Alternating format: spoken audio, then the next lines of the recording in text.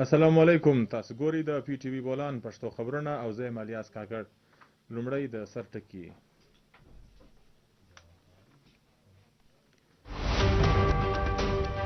د متحده عرب اماراتو صدر شیخ محمد بن زاید ال نهیان د پاکستان لومړۍ سرکاري دورې باندې راولپنډۍ ته ورسېدی.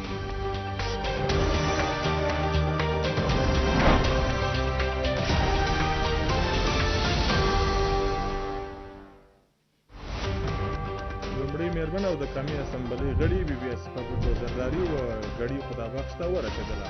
هغې د اختر مشرق سید محترم بېنظیر بوټو په مزاربندي د فاتحې دعا وکړه.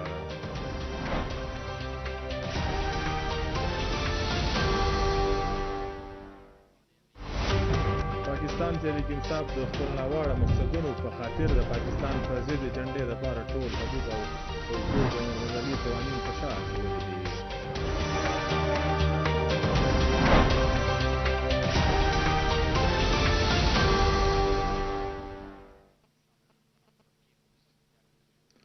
او اوس بشپړه خبرونه.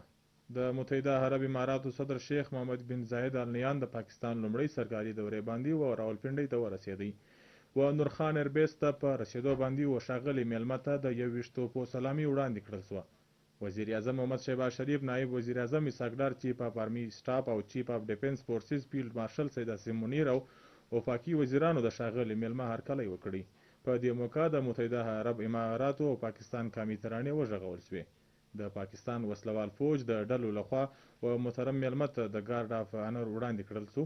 خپل د دورې په مهال د متحده عرب اماراتو صدر به د وزیر اعظم محمد شهباز شریف سره لیدل کتل کوي، په کوم کې د دوه اړخیزه اړیکو پر څنګ نړیواله او سیمه ییزه چارو باندې به هم خبرې کیږي. لومړۍ میرمن او د قومي اسمبلۍ غړي بي بي اسفه بټو زرداري و ګړي خدابخش ته ورسېدله.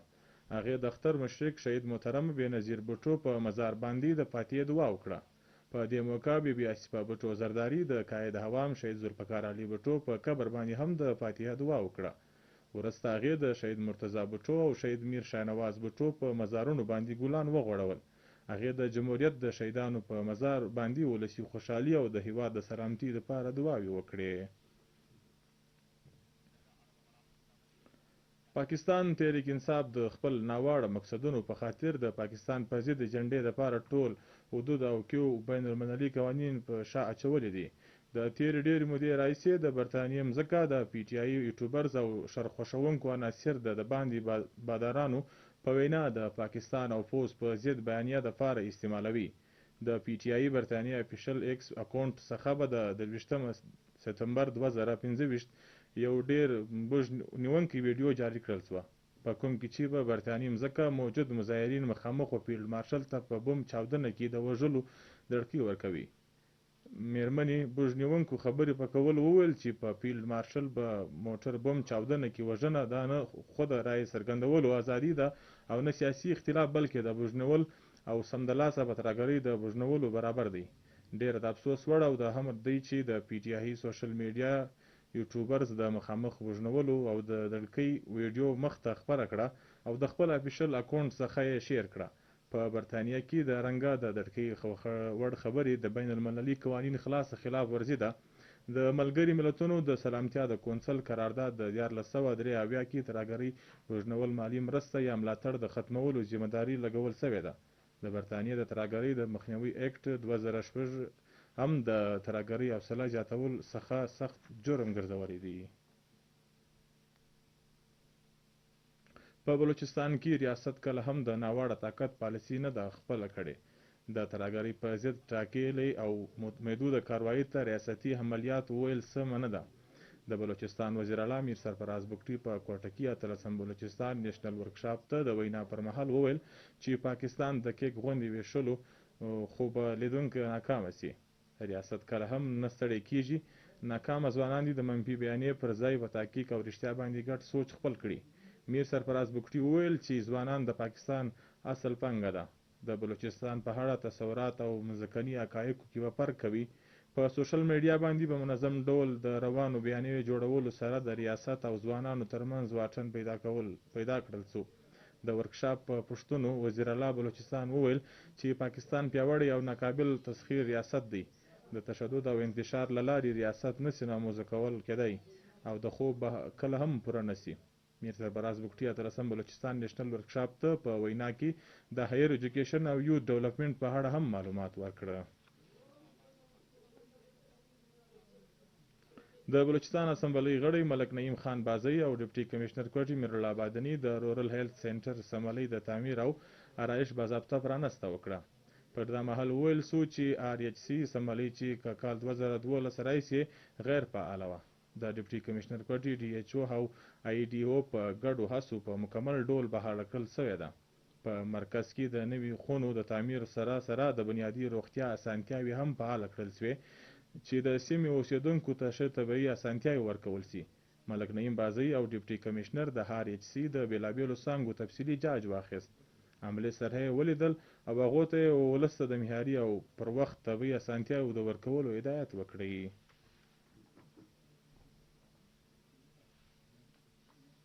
د انسپکټر جنرال پولیس بلوچستان محمد طاهر د شهیدانو او پولیس ملازمینو د کورنۍ د خیر ښېګړې دپاره د پورته کړل شوو ګامونو لاندې د شهیدا پیکج لاندې ورکول کېدونکې مالي مرسته کې څو چنده زیاتوب کول شوی دی.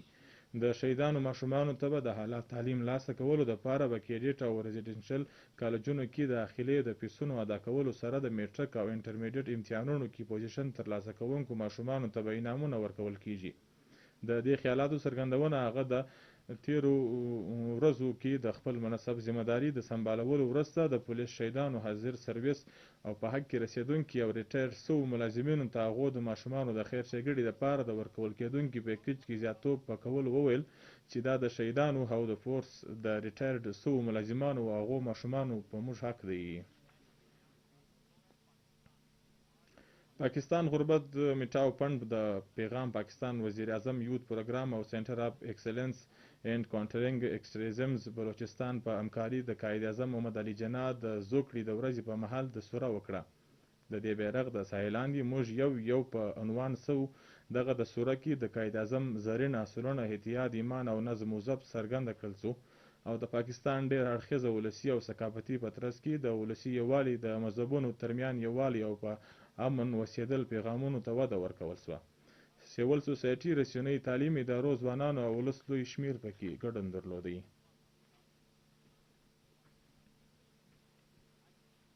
په جعفر آباد کې د ضلعي کونسل د بجټ غونډه وسوه.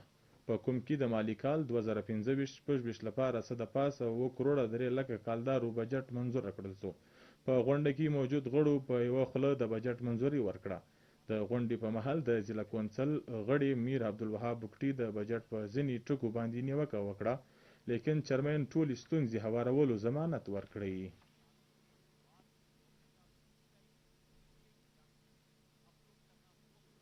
د کیسکو د خوزدار سرکل سپرنټنډنټ انجینیر کرم بخش بادینی د تپتان دوره وکړه. د کیسکو د حملې سره یې غونډه وکړه او د ښار د بیلابیلو سرکاري ادارو دوره په کولو هدایت وکړي چې په سرکاري ادارو کې د بجلی استعمال د ضابطې په ډول وکول شي چې په نظام غیر ضروري بوج نه پریوزي. هغه کیسکو د حملې په کارکردګۍ د اطمینان څرګندونه وکړه.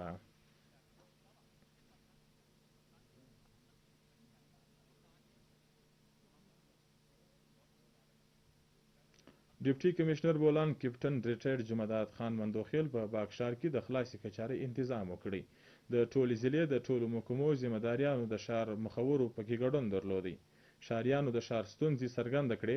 ډیپټي کمشنر بولان په موقع اړه لرونکو ذمہداریانو ته سمدستي په درخواستونو عمل د کولو احکامات جاری کړه.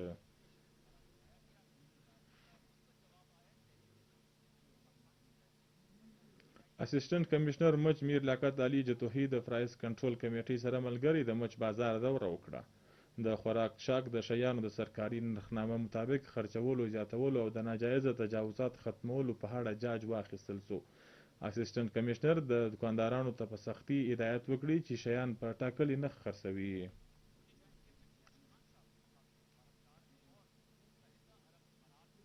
او اوس په پای کې تاسو وګورئ د بلوچستان د ځینو مهمو ضلعو د موسم حال او موږ ته راکړي اجازت د لوی الله په امان.